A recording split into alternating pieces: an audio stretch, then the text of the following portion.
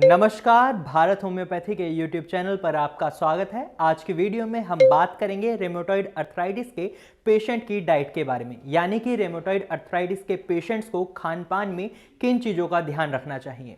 लेकिन इससे पहले मैं आपके साथ एक बात शेयर करना चाहता हूं। जब रेमेटॉइड अर्थराइटिस के पेशेंट्स हमारे पास यानी भारत होम्योपैथी में आते हैं तो उनसे जब हमारे डॉक्टर्स बात करते हैं तो हमें पता चलता है उन्हें पहले से ही किसी ने डाइट की सलाह दे रखी होती है, उन्हें बहुत सारी चीज़ों को खाने के लिए मना किया गया होता है और वो उस डाइट को फॉलो कर रहे होते हैं। लेकिन जब पेशेंट ऐसी डाइट लंबे टाइम तक फॉलो करते हैं तो होता क्या है, उनमें बहुत सारे विटामिन, मिनरल्स और पोषक तत्वों की कमी आ जाती है। इसलिए ऐसे में उन्हें एक सही डाइट की जानकारी होना बहुत जरूरी हो जाता है ताकि उनके शरीर में किसी भी पोषक तत्व की कमी ना आए और साथ ही वो रेमेटॉइड अर्थराइटिस की वजह से होने वाली परेशानियों से भी जल्दी छुटकारा पा लें। तो आज की वीडियो में मैं आपको रेमेटॉइड अर्थराइटिस की समस्या में पेशेंट्स क्या खा सकते हैं और क्या नहीं खा सकते, ये सभी जानकारी देने वाला हूं।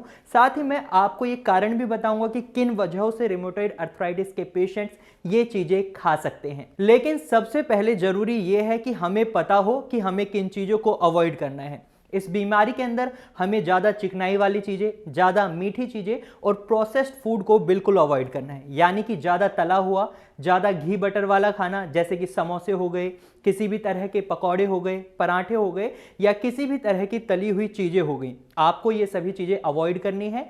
साथ ही ज़्यादा मीठा जिसमें चीनी या आर्टिफिशियल स्वीटनर्स हो, आपको ये सारी चीज़ें अवॉइड करनी है। साथ ही पैक्ड फूड, प्रोसेस्ड फूड जैसे नमकीन, चिप्स, बिस्किट और जूस, यानी कि जो भी चीजें मार्केट में पैक्ड चीजें मिलती हैं, आपको उन सभी को अवॉइड करना है, क्योंकि इन तीनों ग्रुप ऑफ फूड्स के अंदर ऐसे कंपाउंड्स हैं जो इन्फ्लेमेशन को बढ़ाते हैं, यानी कि सूजन को बढ़ाते हैं और ये साइंटिफिकली प्रूवन है।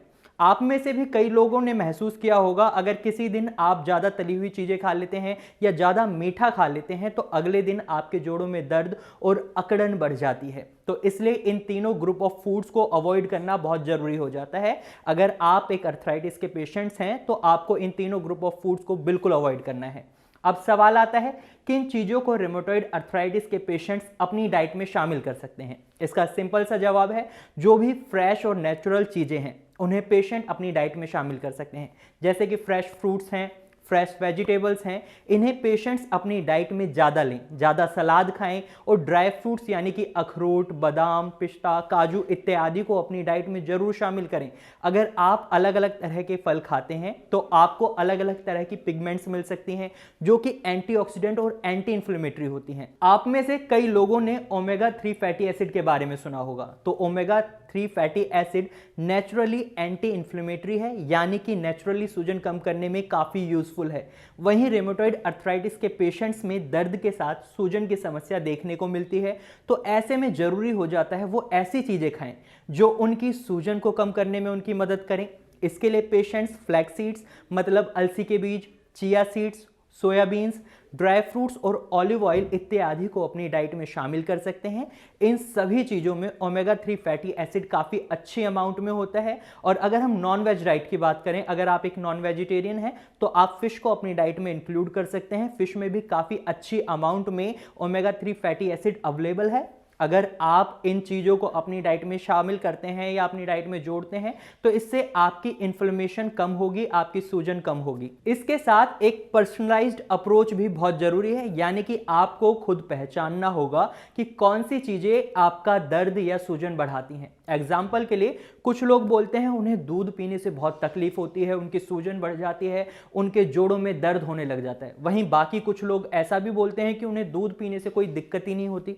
तो जिन पेशेंट्स को दूध पीने से दिक्कत नहीं है तो वो दूध पीना क्यों छोड़ें। ऐसा कोई साइंटिफिक डाटा अवेलेबल नहीं है जो बोले अर्थराइटिस के लिए दूध खराब है या अच्छा है। अगर आपकी बॉडी दूध को सूट नहीं करती तो आप इसे छोड़ दें, और अगर आपकी बॉडी दूध को सूट कर लेती है तो आप दूध पिएं, क्योंकि अगर आप दूध पीते हैं तो आपको उसके फायदे भी मिलेंगे। जो भी पोषक तत्व दूध में होते हैं वो आपकी बॉडी को मिलेंगे।